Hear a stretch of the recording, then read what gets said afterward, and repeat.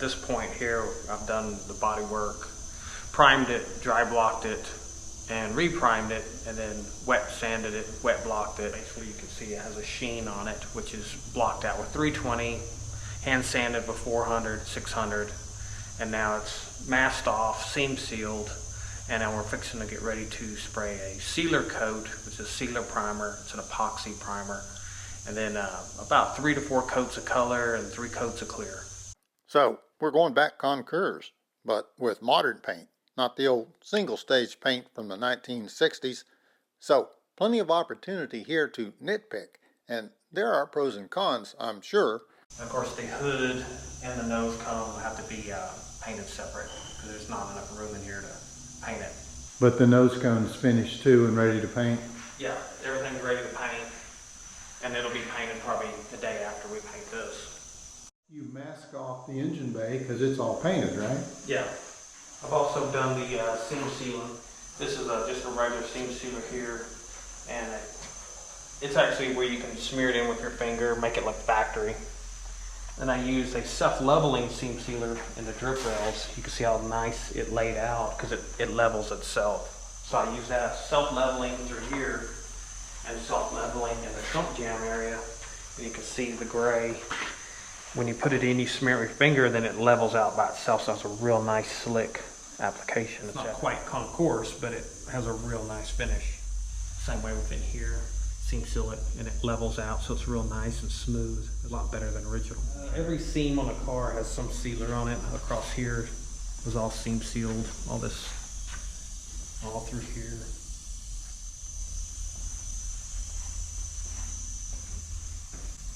All the seam sealers through here. Seal all the edges to keep water from getting up under the steel. Same way with the door jamb. You run your finger through the self-leveling, put it where it needs to go, and then it'll just level out itself. Give a real nice smooth. And the rest of the seam sealer you have to smooth with your finger, and that gives a factory look. And of course this seam through here has been sealed between the rocker panel and the quarter panel. Yeah, all the wheel tubs are painted and the suspension is under it, so we'll keep the overspray from getting up under the knee, getting on our suspension parts. We mask everything off. We're about to finish masking the door jamb area.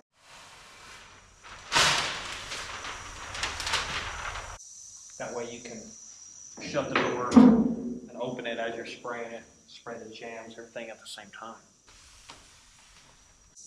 That way you have no tape edges in the door jambs. Mask it off with reverse taping. And of course this will be painted interior color, but factory actually paved this with body color first. So you have the red in the middle, and then you go back and you mask off and paint the black and let the overspray come over the red. Like give you a factory look, even though you'll have the door panel over it. If you ever pull it off, it's concourse.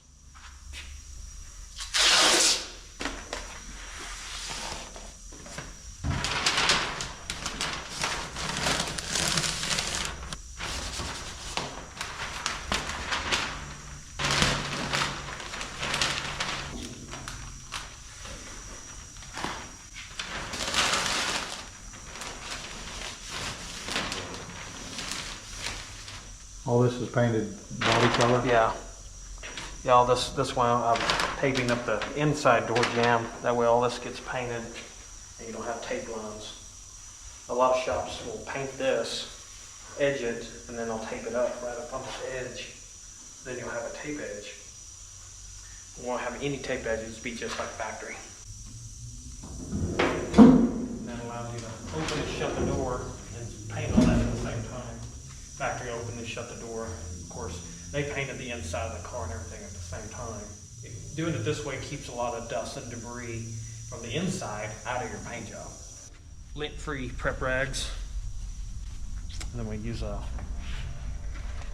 PPG cleaner. I like to just wet the rag and wipe it down. You can use a spray bottle or whatever you prefer. Jason built this paint booth on his own with help from his dad. It's important to wipe off every square inch of that body and to be in as clean of an environment as possible. This takes off any primer dust that's still on the car, any oils, dirt, oils from touching it. All right, now we use a tack rag. Wad it. You don't want to put any pressure on it. Pick up the lint and light dust.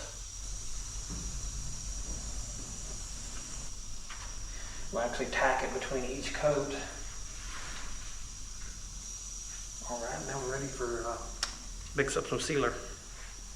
I got a gun for sealer and primer, then I have a gun for color, then I have a gun for clear.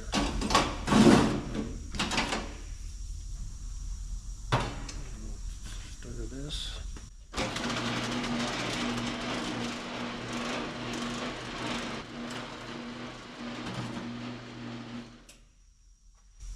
Okay, we're gonna make a light gray.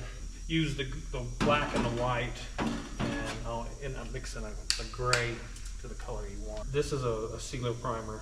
It's a non-sanding sealer primer. Is that your heater? Yeah. So that you need a certain temperature in here, right? Yeah, you gotta keep it consistent, at least 70 degrees. How long does it take this sealer to dry before you paint? At 70 degrees, about 15 minutes.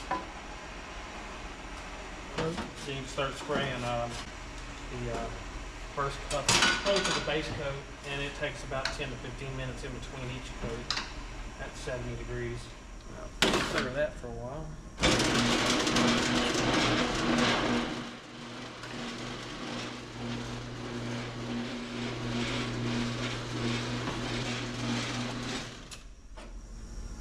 This is the catalyst for the sealer. Reducer mixes 2 to 1 to 1.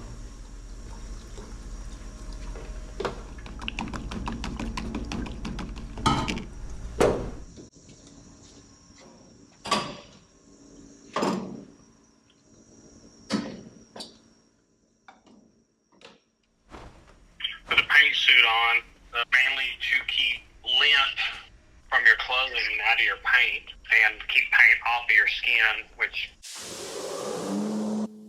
with the fan pulling and everything, you usually don't get nothing on you.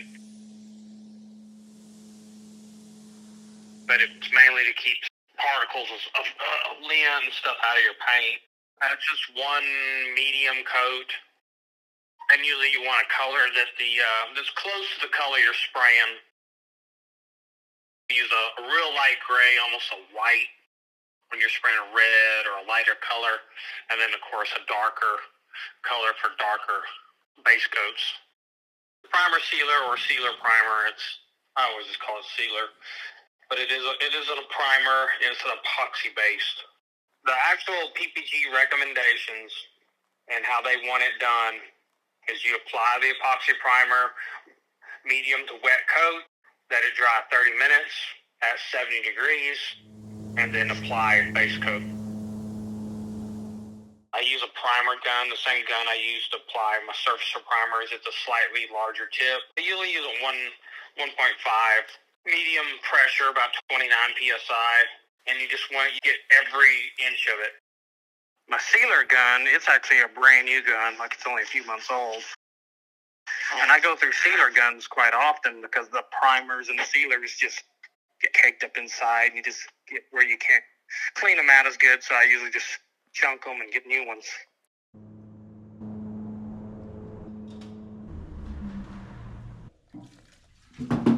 Sealer primers takes how long to dry? Temperature right now, 15 minutes. Should be good. And then you'll put the top coat on? Yeah, we'll start putting color on. Do you use the same technique for the colors you do for that primer sealer? Yeah, I use the exact same technique. I just use a different gun. I got a gun for sealer and primer, then I have a gun for color, then I have a gun for clear. This would be the highlight so far of this restoration. So how long does it take the top coat to dry before you put the clear coat on? It's 15 minutes between each coat, and on the last coat, we let it dry 30 minutes, and then we'll put the clear on. Clear is about 10 minutes in between coats. That's when the shine's supposed to pop right out. How many coats of top coat do we have then? The color, we'll put 3 to 4 The clear coat, we'll put 3. The clear coat, about the time you get one done on doing it all over, you'll just keep going. Basically do one coat after another because it dries that fast. This is showtime. And what kind of paint is this? It's the Deltron Lime BBC base coat. How much paint does it take to paint this car? Average to do a Mustang on the Deltron, about 3 quarts. I actually got a little over a gallon here. Red doesn't cover quite as good as most colors. Need a little bit more on the red. Of course, painting the inside of the car, edging everything. But you can do the whole outside of the car with 3 quarts. And how many coats is that? About 3 to 4. I'll probably end up putting 4 coats on it total. This color actually covers really well. Being Deltron, Deltron's a lot more expensive. Red's the most expensive color you can buy. Finding the car in a barn was a big kick, but I tell you, spraying on this paint, this was the high point of the restoration. And being red, I don't think there's a showier color on a 1967 Shelby. I can't believe sometimes how lucky I was to find a red Shelby, original red from the factory. I painted the car as Ford did it. You know, I painted it with the fenders off and then assembled the fenders on. That way you can kind of get the cowl area and all that. And of course I had the deck lid off and the hood off and the nose off. So all the small parts. That's really the only way you can do it the right way is to paint it all apart. That way you don't have tape edges in the door jams. You don't have tape edges in the trunk jam area. And easier to paint the parts off than trying to get up around nooks and crannies. You can get a better coverage of the small parts. Base coat, it's just color. The scratch is easy. It'll wipe off with even soap and water. It is just a pigment. The clear coat is your paint. That's what seals it off. That's your durability. That's your UV protectant. Everything is in your clear coat. Clear coat is not something like an accessory. It is the paint. A sharp contrast to the single-stage acrylic enamel that Ford used in 1967. The single stage is it's quicker. You don't have to put the clear coat on there. It's a little more user-friendly for a first-time painter. Because clear coat, a lot of people are really scared to spray it because of the runs and stuff like that, because you're spraying a clear, you can't really see it lay out as good as you can if you're spraying actual color. And if you do get like dirt or something in it, it's easier to get out than if you get it in a color, then you clear over it. The single stage is a little more kind of hobbyist paint to use. The base coat isn't really anything. It's just color. It has some UV protectant in it, but you have to put a clear coat on it. Because if you did just a base coat, it would deteriorate in the sun within a matter of days. It is literally just a color. It has no weather inhibitors in there. It has a little bit of a UV protectant in it, but it's not a sealable type paint. The clear coat is the paint. The clear coat is basically like it's a urethane based product. So it is, when it dries, it's plastic. So when you spray it, it seals off your base coat. It is the paint itself. And once it dries, it turns to plastic. The benefit of clear coat is it lasts longer in the sun. It don't show scratches and a lot of the kind of the damage like a single stage does.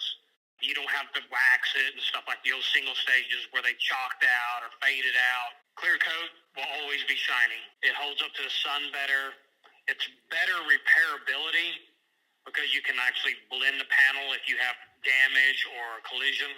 So there's so many pros to clear coat over single stage.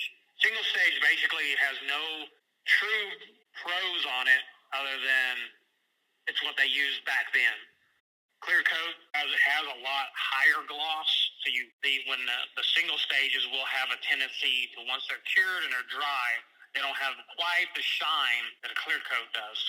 So it will actually, like if the car is not super straight or the bodywork has imperfections, a single stage will hide a lot of that. And that's why these cars were so, like, where they put the seam in between the roof and the quarter, and they leaded that in, and it was all wavy, and they painted over it, and you really never noticed it because the old paint was basically kind of almost like a semi-gloss, and you couldn't really see.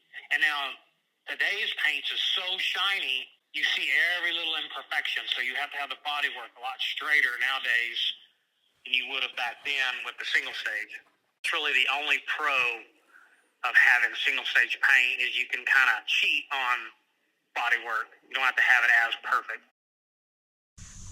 Thin it out with it's a 870, which is a 55 to 70 degree reducer, medium temp. 3 more coats. After this coat dries pretty good, I'll actually use some 1000 grit wet dry and do a nib down for any little specks of dust or any flaws. I'll kind of nib it and then tack it off and then put another coat on it. And I'll actually nib every coat and tack every coat. Any little specks of lint, dust. You can do this on every coat but your last coat. But before you clear, you can't nib it. You can nib it, but you'd have to put color back on it. Mainly any little imperfections. Look around for them. Nib it in the bud. The color, it will dry flat. And when you put the clear on is when it brings the shine. Some colors do spray a little more shinier, especially like black and stuff. It's more like a semi-gloss. But the most of the colors, when they dry, they are flat.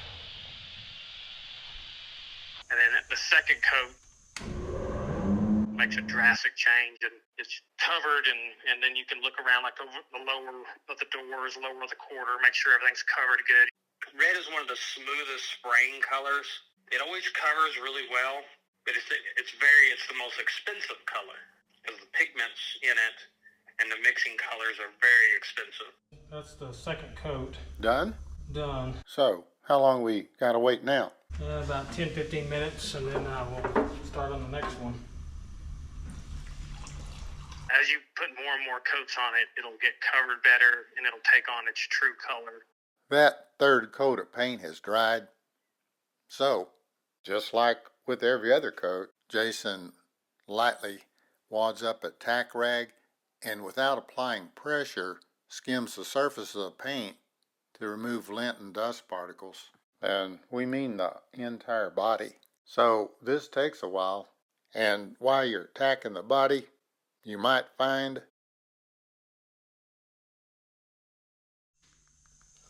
It's a little sag right there. Come right out if it's dry enough. Close. And now, for an encore performance, the fourth coat. Because, remember what Jason said? You can do this on every coat but your last coat. But before you clear, you can't nib it. You can nib it, but you'd have to put color back on it. And that's what he's doing because... Make sure everything's covered good. Just look it over before you clear it, because it's easier to go back and dust a little color here or there before you clear it and have to repaint a whole panel. Okay, so Jason sprays on that last coat, that fourth coat of candy apple red, and next is the clear. Of course, it's catalyzed urethane clear. It's basically a lot like the paint, but it's clear. This clear isn't quite 100% clear because it's got so much UV protecting it, being the BPG line. It's the Deltron 2021. It has a high shine, and it's more used for show cars. 3 coats. 3 coats. It'll bring out all the pigments, make that red really glow.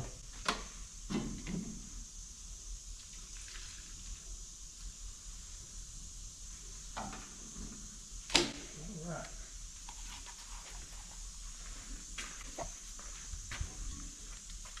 Those 4 layers of base coat, didn't look all that shiny. In fact, I think I can see some orange peel right here and down over here. If this had been a single stage paint, I'd be thinking, yeah, we can compound that red later and bring out the shine. Now, the difference with base coat, clear coat, the shine is supposed to come out and glow when we hit that base coat with the clear. Okay, well, let's do it, see what we get. This is the first coat. Jason is going to apply 3 coats total. Notice the white spray coming out of the gun. This is the clear. Okay, and is there any difference from the first coat of clear, the second or third? It's identical process. But does the look change, or is it just, does it get brighter? There's not much of a look difference between the first and second, but on that third, it usually will start laying out real slick, and you can tell there's a lot of clear on there, where like your flat areas start getting really slick and smooth. Starts really flowing out, the orange peel and stuff on that third coat. And when you do sand and buff it, there's less sanding and buff it, so you got more clear on it, and it flows out smoother, so you don't have to sand it as much. And look, after 1 coat of clear, the fenders look like they've been polished to a high gloss. Now, imagine the whole car with this kind of a shine on the first coat of clear. As Jason applies the second coat of clear, you can witness that flowing process where the clear smooths out the base coat, removing orange peel. The shine itself comes from that layer of clear, which can still be buffed out for even more perfection. That clear as it dries, I mean, it's stickiest thing you can imagine. Anything in your air, any particles of lint, dust, it's stick in it. You sand it and you get all that trash out, and that orange peel will flatten out to a flat surface. And then when you buff it, you have a perfect painted finish. So you sand out any flaws. I start out with 1,000 and a block, and then I move to a 1,500, and then sometimes a 2,000, and then buff it from there. I use a little different gun. Got a little bigger tip. That's a 1/4 because it's a little thicker material. You can use the same gun you use for color, but I always keep them separated because unless you clean that color gun really good every time, you could get like a little tiny bit of metallic or some kind of little bit of paint or something can kind of blow out in your clear. So it's always wise to have a completely different gun for clear. That way nothing's ever in that gun but clear. And it's got a little bigger tip because it's a little thicker material. The PPG clear is actually pretty thick.